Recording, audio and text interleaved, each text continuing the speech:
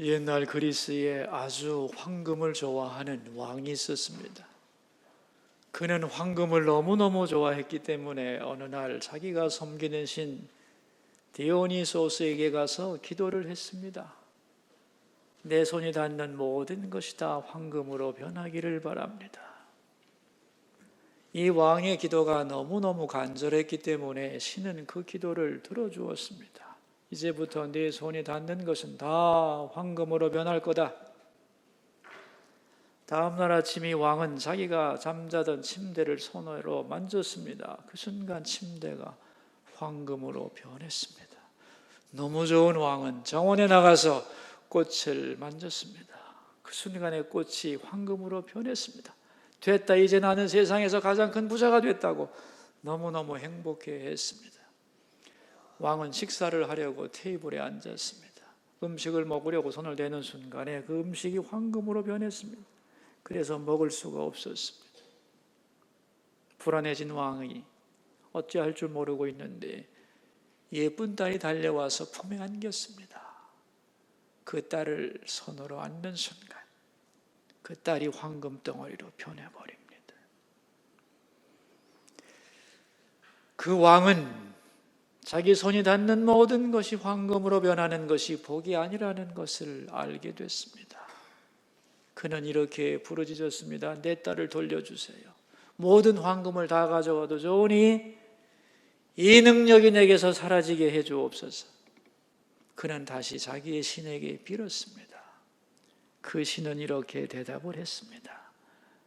강에 가서 네 손을 씻어라. 그는 손을 씻고 다시 그 이전으로 돌아왔습니다. 결코 황금이 행복을 가져다 주지 않는다는 것을 그 왕은 깊이 깨닫게 됐습니다. 마이더스 왕의 이야기죠. 욕심을 부리지 말라는 이 신화의 내용을 요즘 현대인들은 바꾸어서 변질시켰습니다. 어떤 일이든지 손만 대면 성공시키는 사람을 가리켜 마이더스의 손이라고 부릅니다. 사람들은요, 이 정도로 재물을 좋아합니다. 여러분, 돈이 뭐라고 생각하시나요? 영국 런던 신문사에서 돈이란 무엇인가라는 표제를 걸고 가장 좋은 정의를 내리는 사람에게 1,000파운드 상금을 주기로 했습니다. 거기서 1등 당선된 작품이 누가 낸 거냐 하면은 경제인이 낸 것이 아니고 신문파리 소년이 낸 말입니다. 그 소년이 내린 돈의 정의를 들어보기를 바랍니다. 돈이란 천국 이외의 어디든지 갈 수 있는 티켓이며 행복 이외의 모든 것을 살 수 있는 공급자이다. 그랬습니다. 기가 막힌 말이죠. 돈은 천국 티켓 외에는 모든 걸 살 수 있다. 행복 이외의 모든 것을 살 수 있다. 참 중요한 말이죠. 돈으로 천국 못 가고요. 미안한 말이지만 행복도 못 산다는 거예요. 다 살 것 같지만 결정적으로 중요한 것은 돈으로 되는 게 아니다. 이 소년만큼만 사람들이 지혜롭다면 얼마나 좋겠습니까, 여러분? 예? 우리는 돈이면 뭐든지 할 수 있다, 이 황금만능을 말하지만은 이건 사탄의 거짓말입니다. 이 거짓말에 속아서 돈이면 다 된다고 생각하는 사람들 때문에 세상이 이렇게 복잡한 거죠. 그러나 모든 사람들은 언젠가는 돈이 아무것도 아니라는 걸 깨닫습니다. 그게 죽는 날이 되지 않아야 될 텐데 하루라도 빨리 돈의 능력 알아야죠, 물론. 그리고 돈의 한계, 이걸 바로 알아야 인간답게 살 수 있다. 그런 말이죠. 우리는 지난 시간에 선은 반드시 승리합니다. 이스라엘의 역사관에 대한 얘기를 나누었죠. 왜 선은 반드시 승리하는가 하면은 하나님이 그렇게 되도록 만들었기 때문이에요. 과정 속에는 선악의 대립이 있고 때로는 악이 힘을 더 가지고 있는 것이 보여도 결국에는 반드시 선이 승리하는 거다. 이 선의 최후 승리를 믿는 사람과 그렇지 않은 사람은 결코 같은 인생을 살 수 없다 그랬습니다. 그런데 이렇게 분명한 법칙인데 왜 사람들은 그렇게 살지 않는가? 선이 승리한다는 그 원칙을 고수하지 않는가? 인간의 한계 때문이죠. 인간은 겉만 보고 현재만 봅니다. 속을 보고 멀리 보지 못해요. 결국을 보지 못하기 때문에 자기의 보기에 옳은 대로 행하는 거죠. 혼동하기 때문에. 그래서 하나님 보시기에는 사망의 길을 뻔히 알면서도 택할 수 있다. 그런 얘기죠. 그렇다면 잘못된 길로 갈 때 사람은 그것이 잘못된 길이라고 할 수 있느냐? 있다는 겁니다. 하나님이 그 사람의 양심에 말씀하기 때문에 자기는 안다는 겁니다. 남은 몰라도. 그래서 선악이 공존하는 모호한 시대 속을 살아가고 있지만 사람들은 겉모습만 보고 현재만 보지만 정말 깊은 곳을 보고 멀리 보면 선은 승리한다는 거예요. 그렇게 선의 승리를 믿고 따라갈 때 하나님은 우리 속에 위로와 기쁨을 주고 바른 길로 인도하는 거죠. 인생이란 천국을 향한 순례 길인데 우리의 가는 길을 잘 방향을 잡고 제대로 걸어가야 할 줄로 믿습니다. 오늘은 이스라엘 사람들의 물질관에 대한 얘기입니다. 돈에 대한 얘기입니다. 재물이란 뭐며 재물과 신앙, 재물과 인격은 어떤 상관관계를 가지고 있느냐는 거죠. 쉽게 말하면 돈과 당신은 어떤 관계를 맺고 살아가느냐 그런 얘기죠.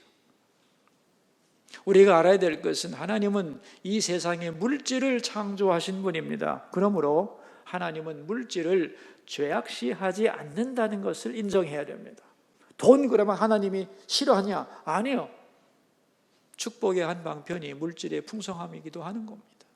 하나님은 물질을 정죄하지 않는다는 것을 기억하셔야 되고, 두 번째, 그러나 하나님 대신에 돈이 우리 마음의 중심을 차지하는 것을 정죄합니다. 시편 49편에 보면 이런 말씀이 있습니다. 존귀한 인생이 있고 짐승 같은 인생이 있다. 짐승 같은 인생이 뭐냐? 자기 재물을 의지하고 부유함을 자랑하는 사람이다. 존귀한 인생이란 뭐냐? 돈을 가졌으나 교만하지 않고 하나님 의지하며 열심히 일하면서 주신 재물 가지고 하나님 뜻에 합당하게 사용하는 사람이다. 쫙 갈라놓습니다. 인간이라고 다 똑같은 인간이 아니라는 거예요. 존귀한 인간도 있고 짐승 같은 인간도 있다는 거예요. 그렇다면 우리는 내가 올바른 재물관을 가지고 있는가? 오늘 본문이 그것을 구분하는 세 가지 비결에 대하여 말씀을 해줍니다. 정말 나는 돈의 노예가 되어 있는가 아니면 돈으로부터 자유로운 인격인가? 세 가지인데 첫째가 뭐냐 하면은 가난한 사람에 대한 태도입니다. 가난한 사람을 차별하지 않아야 된다는 거예요. 이 첫 번째 원리요. 자, 우리 20절을 같이 읽습니다. 가난한 자는 이웃에게도 미움을 받게 되나 부유한 자는 친구가 많으니라. 이래야 한다는 게 아니고 현실이 이렇다는 거예요. 가난한 사람을 대개는 부담스러워합니다. 왜 그런 줄 아세요? 양심이 도와야 한다는 도덕적 채무감을 자극하기 때문에 그게 부담스러워서 외면하는 거지. 가난한 사람이 인사만 해도 또 뭘 달라고 왔나 그런 생각이 들면서 경계하는 것이 인지상정이다 그런 말입니다. 그래서 가난한 사람은 보이지 않게 소외를 당한다 이 세상에서 그런 말이에요. 그러나 부자는 친구가 많다. 왜? 사람들이 부자를 좋아하기 때문에. 물론 이건 겉으로 볼 때입니다. 여러분 속으로 보면 그렇지 않아요. 사실 부자는 고독해요. 친구가 많지만 그 친구의 진심을 알 수 없기 때문에. 친구라고 다 친구가 아니거든요. 우리는 어떤 친구가 되어야 되는가? 탈무드에서는 말합니다. 가난한 자의 친구가 되어주라. 내가 어떤 사람인가 첫 번째 테스트의 방법은 가난한 자를 어떻게 대하느냐로 갈라진다는 거예요. 자, 21절을 읽습니다. 이웃을 업신 여기는 자는 죄를 범하는 자요 빈곤한 자를 불쌍히 여기는 자는 복이 있는 자니라. 이웃을 업신 여기는 사람은 뭐 하는 사람이래요? 죄를 범하는 사람이래요. 돈이 없으면 사람 무시하고 돈 많으면 존경하고 사람을 소유에 따라서 차별하는 것은 죄다 그런 말입니다. 반면에 빈곤한 사람을 불쌍히 여기는 것은 복이 있는 거다 그랬어요. 복이 있는 마음이다. 그래서 마태복음 25장에 보면 예수님이 그런 말씀하시잖아요. 마지막에 사람들을 앞에 세워놓고 심판하실 때 이런 말씀을 하죠. 너희는 내가 줄일 때에 먹을 것을 주었고 내가 목마를 때 마실 것을 주었고 헐벗었을 때 입을 옷을 주었고 그죠? 나그네가 되었을 때 용서했고 옥에 갇혔을 때 찾아와 주었다. 우리가 언제 그런 일을 했나요, 주님? 지극히 작은 자에게 한 것이 곧 나에게 행한 것이다. 가난한 자에게 행한 것을 주님은 당신 자신에게 행한 것으로 받아들이신다는 거예요. 그러므로 빈곤한 자를 불쌍히 여기는 사람은 복이 있는 사람이다. 그런 말이죠. 자, 두 번째, 내가 어떤 인간인가를 구분하는 두 번째 원리가 뭐냐면 베푸는 마음으로 살기로 결심을 해야 돼요. 그런데 사람들은 대개가 정반대로 갑니다. 22절입니다. 읽습니다. 악을 도모하는 자는 잘못 가는 것이 아니냐? 선을 도모하는 자에게는 인자와 진리가 있으리라. 남의 것에 대하여 욕심내고 다른 사람 것을 빼앗으려고 하는 마음, 악을 도모하는 마음 많은 것이죠. 어떻게 하면 베풀 수 있을까? 어떻게 하면 서로에게 유익할까? 이걸 생각해야 되는데 이게 선을 도모하는 건데 이 선을 도모하기 시작하다 보면 인자와 진리가 나오게 돼 있다는 거예요. 그런데 어떻게 하면 저 사람을 이용하고 넘어뜨릴 수 있을까? 악을 도모하게 되면은 그 도모하는 것 자체가 이미 너는 인생길을 잘못 가고 있는 증거다 그런 뜻이에요. 자, 우리 23절로 가볼까요? 악을 도모하는 자는 23절 모든 수고에는 이익이 있어도 입술의 말은 궁핍을 이룰 뿐이니라. 말과 행동은 별개라는 거예요. 말로는 베풀겠다고 하지만 입으로 떠들기만 하고 실제로 행함이 없으면 아무 변화도 일어나지 않는다. 행동으로 맺어야 된다는 것이고, 자, 우리 24절을 읽습니다. 지혜로운 자의 재물은 그의 면류관이요 미련한 자의 소유는 다만 미련한 것이니라.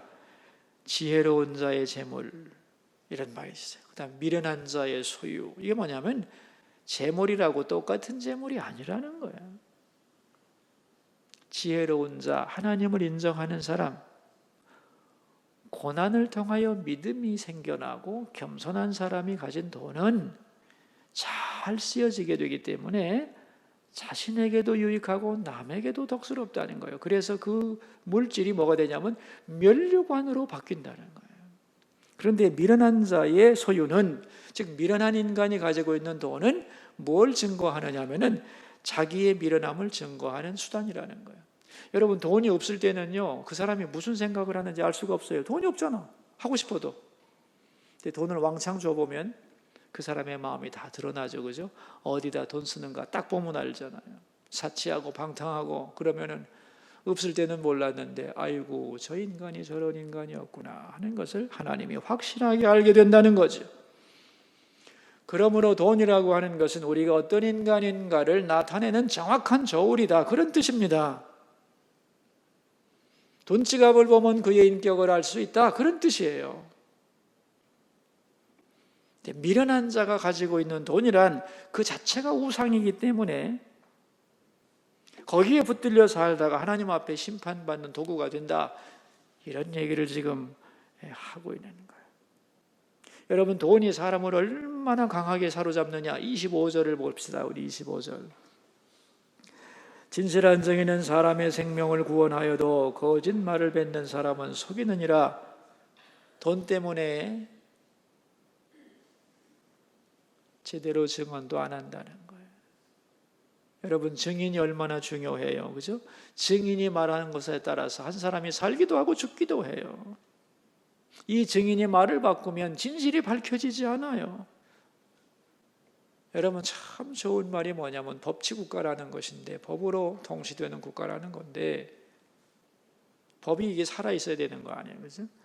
그러려면 법원이 판단을 잘해야 되는데 이 법원이 불패할 수도 있고 수사하는 검찰이 잘못될 수도 있는 거예요. 근데 법원도 잘못되고 검찰이 잘못되어도 마지막 남은 수단이 뭐냐면 증인입니다. 권력은 부패한다 해도 마지막 증인이, 당신이 말이야 우리가 원하는 방향으로 수사에 협조해주면 봐줄게, 그래도 증인이 아닌 건 아니다, 긴 건 긴 거다 라고 확실하게 말하면 더 이상 망가지지 않는다는 거예요. 그러나 증인이 말을 바꿔버리면 이익 때문에 아무것도 설 수가 없는 거다. 돈 때문에 거짓말하지 마라, 그런 얘기. 그럼 우리가 뭘 믿고 살아야 되느냐? 26절입니다. 읽읍시다. 여호와를 경외하는 자에게는 견고한 의뢰가 있나니 그 자녀들에게 피난처가 있으리. 여호와를 경외해야 되는 건데, 여호와를 경외하는 것이 뭐라고 그랬어요? 견고한 의뢰가 있나니 그 자녀들에게 피난처가 있으리라. 이 의뢰라는 말이 뭐냐면 방패라는 거예요. 하나님을 경외하면 내 삶에 하나님이 방패가 되어주고 피난처가 되어준다는 거예요. 그러니까 자녀들에게 지금 돈을 남겨줘서 그들의 미래를 안전하게 하려고 하지 말고 여호와 경외하는 것을 가르치라는 거예요. 그래야 자녀들의 인생이 견고해지고 그리고 방패가 생겨나고 그리고 피난처가 생기는 거다, 그런 말이죠. 여러분, 자녀들이 눈으로 하나님을 볼 수 없거든요. 부모가 하는 걸 보고 배우는 겁니다. 이럴 때 우리 부모님은 이렇게 하셨지, 그대로 따라하는 거예요. 제가 전에 말이죠, 동대문에서 장사하는 분이 계셨는데 불이 났습니다. 놀라서 신방을 갔는데 형제가 동업을 하는데, 형은 예수 잘 믿는 분이에요. 불나서 정신없는데 가만히 눈 감고 조용히 찬송 부르는 거예요. 근데 그때 들은 찬송을 기억합니다. 그래서 오늘 마지막 찬송을 거기 넣었는데, 태산을 넘어 험곡에 가도. 근데 믿지 않는 동생은요, 통곡을 합니다. 통곡을. 같은 사건 놓고 그렇게 다르게 반응한 거 처음 봤습니다. 다행히 이 법적인 문제가 잘 해결이 되어서 손해를 거의 복구를 하게 됐는데, 어찌됐든 불행의 현장에서 한 사람은 하나님 바라보며 찬송하고 한 사람은 나 망했네 하고 통곡하는 거 봤습니다. 하나님을 경외하는 것은 피난처요 견고한 방패인 줄로 믿습니다. 여러분, 뭘 의지해야 되죠? 돈 의지하고 살아야 되나 우리가?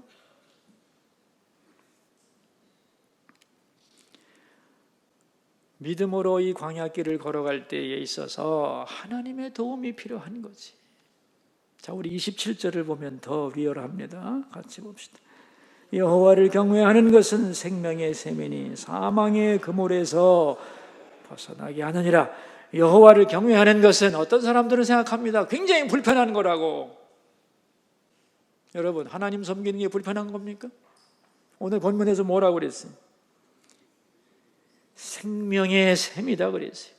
광야 길을 걸어가면서 여호와 섬기는 것이 오아시스라는 거예요.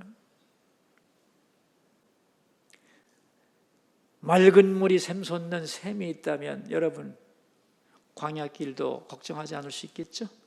그죠? 이 목마른 광야 길을 걸어가면서 여호와를 경외하는 사람에게는 그 사람 개인마다 생명의 샘이 있는 거다, 그런 말이에요. 예수님이 그렇게 말씀하시죠. 나를 믿는 자는 그 배에서 생수가 솟아나리로다 그랬어요. 요한복음 7장에서. 여러분, 인생살이 고단합니다마는 여러분이 정말로 여호와를 경외하는 분이라면 때마다 일마다 하나님께서 여러분의 인생에서 생명수를 터뜨려 주실 줄로 믿습니다. 그걸 믿고 가야 되는 거예요. 저는 그래서 여호와를 경외하는 것은 불편한 것이 아니고 짐이 아니라 더할 수 없는 축복이라고 믿습니다. 우리의 삶에, 내 속에 마르지 않는 샘이 있다는 거. 언제 그게 터지냐면은 여호와를 경외하는 사람에게 터진다는 거예요. 이스라엘 백성들이 광야 40년을 지날 때에 주님이 생수가 되어 그들을 따라다니시면서 필요할 때마다 물을 먹이셨듯이 오늘도 인생길을 살아가면서 하나님을 바라보고 경외하면 그에게 생수가 터진다. 그래서 여호와를 경외하는 것은 생명의 샘이다. 사망의 그물에서 벗어나는 거다. 이 세상을 살아갈 때도 생명의 샘이 되어주시고 이 세상을 떠나서도 영원한 생명을 주시는 분이 바로 하나님이다. 이 하나님을 믿고 살아야 한다는 것이. 세 번째, 내가 어떤 인간인가를 알 수 있는 세 번째 기준이 뭐냐면 돈 때문에 분노하고 염려하지 말라는 거예요. 29절 같이 읽겠습니다. 노하기를 더디하는 자는 크게 명설하여도 마음이 조급한 자는 어리석음을 나타내는. 살다 보면은 돈 문제로 화날 때 많죠, 그죠, 여러분? 여러분, 화내지 마세요. 주시는 분도 하나님이시고 거두어가는 분도 하나님이십니다. 돈 때문에 사내 죽네 그러지 마세요. 30절을 읽어볼까요? 평온한 마음은 육신의 생명이나 시기는 뼈를 썩게 하느니라. 남 잘 사는 거 시기 질투하지 마라. 평온한 마음 유지해라. 이 평온한 마음이라는 건 뭐냐면 외부의 강한 충격에도 깨지지 않는 마음을 말하는 거예요. 살다 보면은 우리 마음을 공격하는 것들 많죠. 그때마다 내 마음이 박살나면 어떡하겠어요? 내 마음의 온전함을 유지해야지. 시기 질투하지 마라. 시기 질투하면은 뼈가 썩는다. 이게 뭐냐면은 우리 몸 중에서 가장 강한 게, 내 몸에서 가장 강한 게 뼈거든. 그 뼈가 썩어서 부러진다는 겁니다. 내가 못 견딘다는 거예요. 시기 질투하면. 여러분, 하나님을 바라보면 평안이 옵니다. 아멘입니까? 하나님을 믿을 때에 평안이 오고 하나님을 바라볼 때에 평안이 오고 기도할 때에 평안이 오고 하나님의 말씀 한마디가 우리를 평안케 하는 거예요. 어떠한 환경 속에 있을지라도 주의 임재와 하나님의 음성을 한마디만 들으면 그 사람은 삽니다. 그죠? 내가 해결할게. 이 말씀 한마디만 들으면 어떤 상황 속에도 사람은 소생할 수 있는 거예요. 그러니까 하나님이 계셔야 사는 것이고 하나님의 임재가 있어야 사는 것이고 그런 거지. 하나님 바라보면서 마음 편안히 먹어야 한다. 그런 얘기입니다. 하나님 바라보지 않고 사람 바라보고 돈 바라보고 다른 사람과 비교하고 시기하고 질투하면 너 죽어. 그런 얘기예요. 그러나 하나님을 바라보면은 32절입니다. 악인은 그의 환난에 엎드러져도 의인은 그의 죽음에도 소망이 있느니라. 죽을 것 같은 상황 속에서도 소망을 가질 수 있다.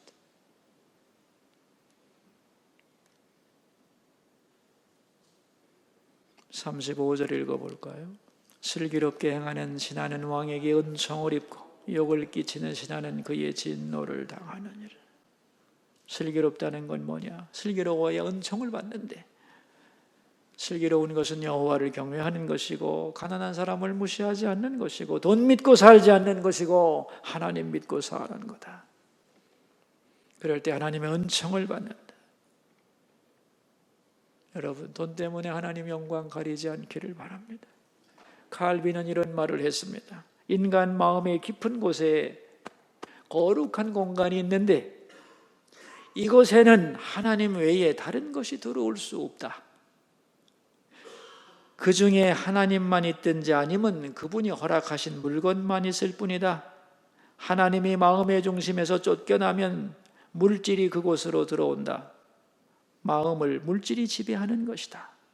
하나님이 더 이상 우리 마음의 주인이 아니시므로 그는 마음의 평화를 누릴 수 없고 그 마음 속에는 더 소유하려는 타락한 욕심만이 뿌리를 내릴 것이다. 이 사람의 유일한 희망은 더 많이 가지는 데 있다. 이것을 탐욕이라 부른다. 탐욕이 지배하는 곳에서는 하나님의 권위가 사라진다. 여러분의 마음을 하나님으로 채워야지. 돈의지 않은 마음으로 채우면 망합니다.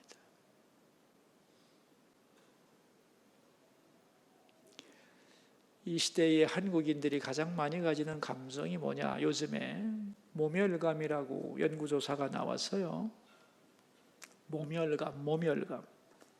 이 모멸감이란 뭐냐 하면은 내 가치가 상대방에 의하여 무시되고 내 권리가 박탈당하는 느낌을 모멸감이라고 하는데, 쉽게 말하면 이 모멸감이 언제 생기냐 하면은 존재 중심적이 아니라 소유 중심적으로 평가받을 때. 왜냐하면 사람은 소유에 의해서가 아니라 존재에 의한 가치를 가지고 있는 것인데, 이 존재론적으로 대접받지 않고 소유 중심적으로 대접을 받으면 내 가치가 싸구려가 되는 거죠. 모멸감을 느낀다는 거죠. 근데 요즘에 많은 가정에서도 부모님을 소유 중심적으로 보는 거예요. 돈 가진 부모와 갖지 못한 부모를 구분하면서 자식들이 부모가 돈이 없으면 무시한다는 거에서 부모가 모멸감을 느끼는 거예요.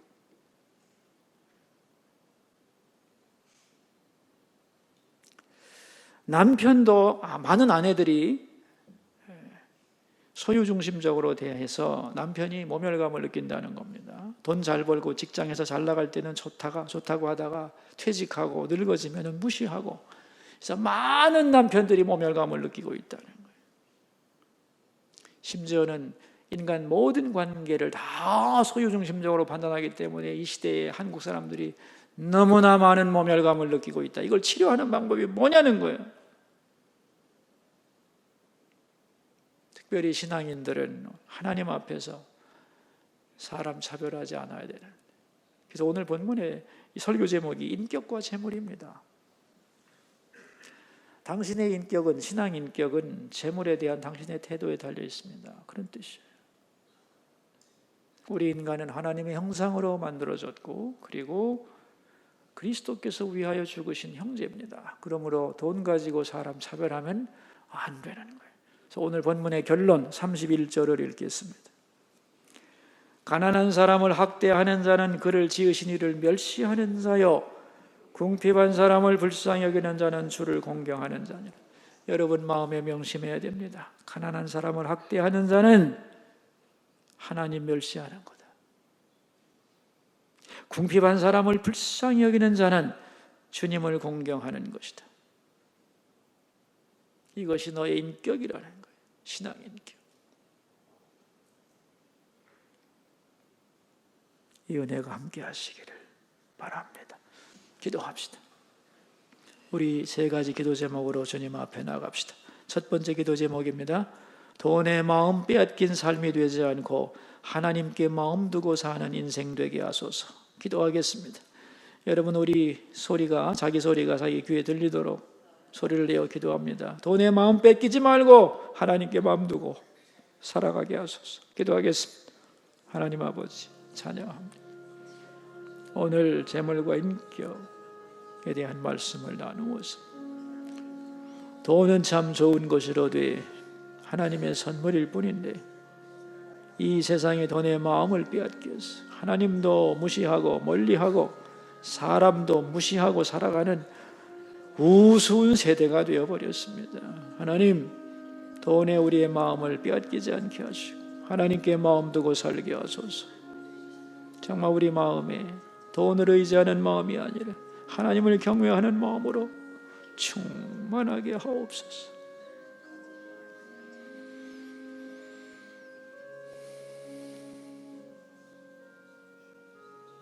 두 번째 기도 제목입니다. 빈부를 극복하는 인격. 빈부를 극복한, 돈 때문에 사람 차별하지 않는 우리 그리고 교회가 되게 해주소서. 기도하겠습니다. 빈부를 극복한 인격 되게 하시고 돈 때문에 차별받는 사람 없는 교회가 되게 하소서. 기도하겠습니다. 하나님 아버지, 사람은 빈할 수도 있고 부할 수도 있습니다. 그러나 다 소중하고 존귀한 하나님의 사람들입니다. 그것 때문에 인격을 차별하는 일이 없게 해주시고 특별히 우리 교회 안에서 돈 때문에 차별받는 일이 결코 없게 하소서. 있는 자 앞에 비굴하지 않고 없는 자 앞에 교만하지 않도록 가졌든 갖지 못했든 똑같이 주의 자녀로서 하나가 되고 서로 섬기고 존경하는 아름다운 교회가 되도록 도와주옵소서. 세 번째 기도 제목입니다. 한국 교회와 우리나라를 위해 기도합시다.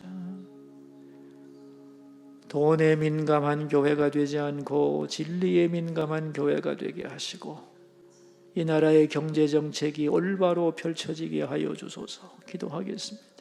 하나님 아버지, 이 땅의 교회들이 오늘도 예배하나이다.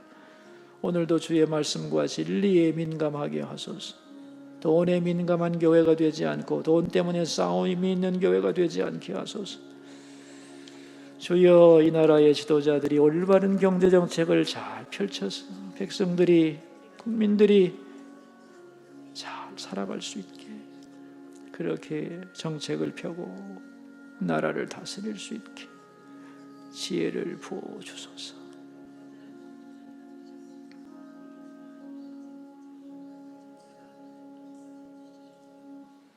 오늘 인격과 재물에 대하여 말씀하신 주님, 소유의 근원이 하나님이신데 하나님은 물질을 싫어하지 않으시지만 물질의 마음 빼앗긴 사람도 옳다 하지 않으신다는 것을 알게 해주시고 물질을 가지고 살지만 하나님 믿고 물질을 수단으로 사용하여 물질 때문에 인격이 파괴된 어리석은 삶이 되지 않도록 도와주옵소서.